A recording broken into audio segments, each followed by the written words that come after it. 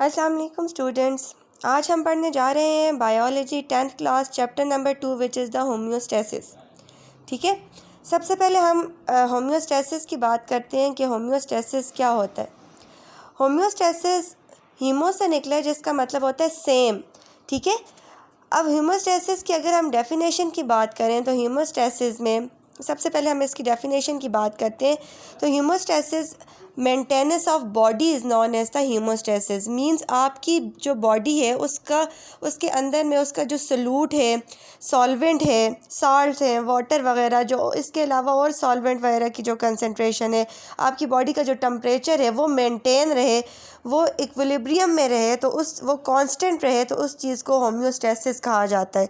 ठीक है, आपकी बॉडी होम्योस्टैटिक जब तक आपकी बॉडी होम्योस्टैटिक रहती है तब तक आपकी बॉडी को कोई भी डिजीज़ नहीं होती। ठीक है, अगर आपकी बॉडी होम्योस्टैटिक नहीं रहती, मींस फॉर एग्जांपल अगर आपकी बॉडी में साल्ट की कंसंट्रेशन बढ़ गई, ग्लूकोज की कंसंट्रेशन बढ़ गई है, तो उसके रिज़ल्ट में क्या होता है कि ज़ाहिर सी बात है आपको डिजीज़ कॉज होती है, या ग्लूकोज की कंसंट्रेशन कम हो गई है। इसी तरह से डिफरेंट किस्म के बॉडी के अंदर साल्ट्स प्रेजेंट होते हैं, सॉल्वेंट्स प्रेजेंट होते हैं, बॉडी का एक स्पेसिफिक टेम्परेचर होता है। ह्यूमन बॉडी का स्पेसिफिक टेम्परेचर 37 डिग्री सेंटीग्रेड होता है। अगर टेम्परेचर उससे एक्सक्रीट कर जाए या उससे कम हो जाए तो उससे क्या होता है कि एंजाइम्स जो हैं वो अपना फंक्शन परफॉर्म करना छोड़ देते हैं। मींस बॉडी की कंडीशन होम्योस्टैटिक नहीं रहती। तो जब बॉडी की कंडीशन होम्योस्टैटिक नहीं रहती तो उसके रिजल्ट में डिफरेंट डिजीज़ेस कॉज होती हैं और डिफरेंट एबनॉर्मलिटीज़ कॉज होती हैं। ठीक है, होम्योस्टेसिस एक्चुअली क्या है, ये मेंटेनेंस है बॉडी की। It is the maintenance of body, ख्वाह वो सॉल्यूट है, सॉल्वेंट है, डिफरेंट बॉडी के डिफरेंट जो फंक्शंस है उनकी मेंटेनेंस को क्या कहा जाता है, होम्योस्टेसिस। अब अगर हम होम्योस्टेसिस की बात करें तो होम्योस्टेसिस की अगर फर्दर हम बात करें तो उसके अंदर उससे हम रिलेटेड डिफरेंट 3 डेफिनेशंस के बारे में मैं आपको बताऊंगी, 3 डिफरेंट टर्म्स के टर्मिनोलॉजीज़ के बारे में बताऊंगी जो इससे रिलेटेड है, और आप इसे होम्योस्टेसिस की टाइप्स भी कह सकते हैं।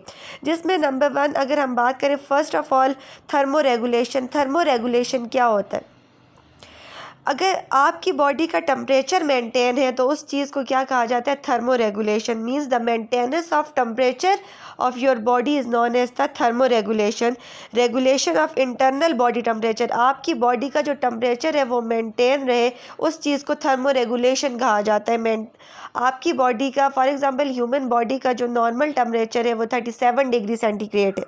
ठीक है, अगर ये एक्सीड कर जाता है 38, 39 या 40 डिग्री सेंटीग्रेड हो जाता है तो ये जो है ये हाई फीवर होता है। 104 फ़ारेनहाइट, डॉक्टर्स इसे फ़ारेनहाइट में जो है वो मेजर करते हैं। तो अगर ये जो है एक्सीड करके 40 डिग्री सेंटीग्रेड तक चला जाता है तो ये नॉर्मल 98 या 99 डिग्री सेंटीग्रेड से 104 डिग्री सेंटीग्रेड में चला जाता है, जिससे एंजाइम्स जो है वो डिस्टर्ब हो जाते हैं। और अगर ये टेम्परेचर जो है ये नॉर्मल दोबारा से अपनी कंडीशन में वापस ना आए तो उससे एंजाइम जो है अपना फंक्शन परफॉर्म करना छोड़ देते हैं, स्टॉप कर देते हैं, जिसके रिजल्ट में डेथ के चांसेस भी होते हैं।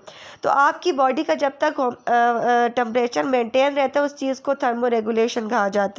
Maintenance of the body temperature with an acceptable range. Her organism का डिफरेंट टेम्परेचर रिक्वायरमेंट होती है, डिफरेंट टेम्परेचर रेंज होता है, और उसके मुताबिक अगर मेंटेनेंस हो टेम्परेचर की तो उसे थर्मो रेगुलेशन कहा जाता है। ठीक है, फर्स्ट इसकी जो टाइप है वो क्या है, थर्मो रेगुलेशन, जो कि होम्योस्टेसिस की टाइप है।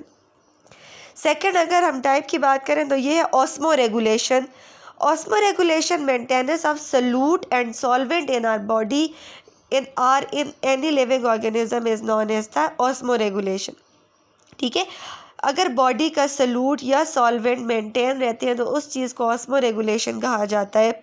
अगर फॉर एग्जांपल बॉडी का सॉल्यूट बहुत ज़्यादा हो गए हैं, फॉर एग्जांपल साल्ट्स की कंसंट्रेशन बहुत ज़्यादा है और वाटर की सॉल्वेंट की डेफिशिएंसी है, तो उसके रिजल्ट में बहुत सारी डिजीज़ेस कॉज हो जाती है बॉडी के अंदर, या सेल जो है वो आप कह सकते हैं श्रिंक हो जाता है क्योंकि उसके अंदर वाटर की डेफिशिएंसी हो जाती है। इसी तरह से अगर वाटर जो है वो बहुत ज़्यादा अमाउंट में आ जाता है बॉडी के अंदर या किसी भी सेल के अंदर, तो उसके रिज़ल्ट में क्या होता है कि वो बहुत ज़्यादा स्वेल होने के बायस वाटर सेल जो है वो ब्रस्ट भी हो सकता है। तो उस कंडीशन में सॉल्यूट और सॉल्वेंट की कंसंट्रेशन बॉडी के अंदर मेंटेन रहना ज़रूरी है ताकि बॉडी अपने नॉर्मल फंक्शन परफॉर्म कर सके, और इस चीज़ को ऑस्मो रेगुलेशन कहा जाता है। ये भी होम्योस्टेसिस की एक टाइप, ठीक है। Management of body water content and solute composition, control movements of solute between internal fluids and external environment, right, and involve the osmosis, ठीक है। इसमें ऑस्मोसिस का मतलब होता है कि वाटर की इसमें हमारी बॉडी के अंदर जैसे डिफ्यूजन और ऑस्मोसिस के प्रोसेस हो रहे होते हैं। आपने अभी गैसियस एक्सचेंज में पढ़ा कि किस तरह से गैसेस बॉडी के अंदर आती है डिफ्यूजन के प्रोसेस से या बाहर जाती है, और इसी तरह से ऑस्मोसिस में भी हमारी बॉडी जो है वो कॉन्टीन्यूसली वाटर जो है वो एक्सेस हाई कंसनट्रेशन से लो कंसनट्रेशन की तरफ मूव करता है। क्यों? ताकि बॉडी होम्योस्टैटिक रहे, मेंटेन रहे, ठीक है। तो इन दोनों प्रोसेस के लिए हमारी बॉडी में सॉल्यूट और सॉल्वेंट की कंसनट्रेशन मेंटेन रहती है, तो उस चीज़ को ऑस्मो रेगुलेशन कहा जाता है। ये इसकी सेकेंड टाइप है। फर्स्ट टाइप थर्मो रेगुलेशन थी, फिर osmo regulation, and third type इसी तरह से ऑस्मो रेगुलेशन की अगर हम बात करें, देखिए हमारी बॉडी डिफरेंट किस्म की सिचुएशंस फेस करती है। अक्सर कभी लेस वाटर होता है, कभी साल्ट्स बहुत ज़्यादा हो जाते हैं। साल्ट्स बहुत ज़्यादा, जब आप डिफरेंट किस्म की साल्टी फूड्स वगैरह लेते हैं, आपकी बॉडी के अंदर डिहाइड्रेशन वगैरह कॉज होती है, साल्ट की कंसनट्रेशन ज़्यादा हो जाती है। डिफरेंट सीजन्स के लिहाज से जब आपकी बॉडी की डाइट जो है वो मेंटेन नहीं रहती, तो आपकी बॉडी के अंदर सॉल्यूट और सॉल्वेंट की कंसनट्रेशन मेंटेन नहीं रहती। इस वजह से आपकी बॉडी के अंदर जो प्रोसेस हो रहे होते हैं डिफ्यूजन या ऑस्मोसिस के, वो इस वजह से हो रहे होते हैं ताकि आपकी बॉडी मेंटेन रहे, ठीक है। तो अगर आपकी बॉडी के अंदर सॉल्वेंट और सॉल्यूट की कंसनट्रेशन मेंटेन रहती है तो उस चीज़ को ऑस्मो रेगुलेशन कहा जाता है, ठीक है ना। अच्छा, थर्ड टाइप होम्योस्टेसिस की एक्सक्रीशन है। एक्सक्रीशन क्या होता है?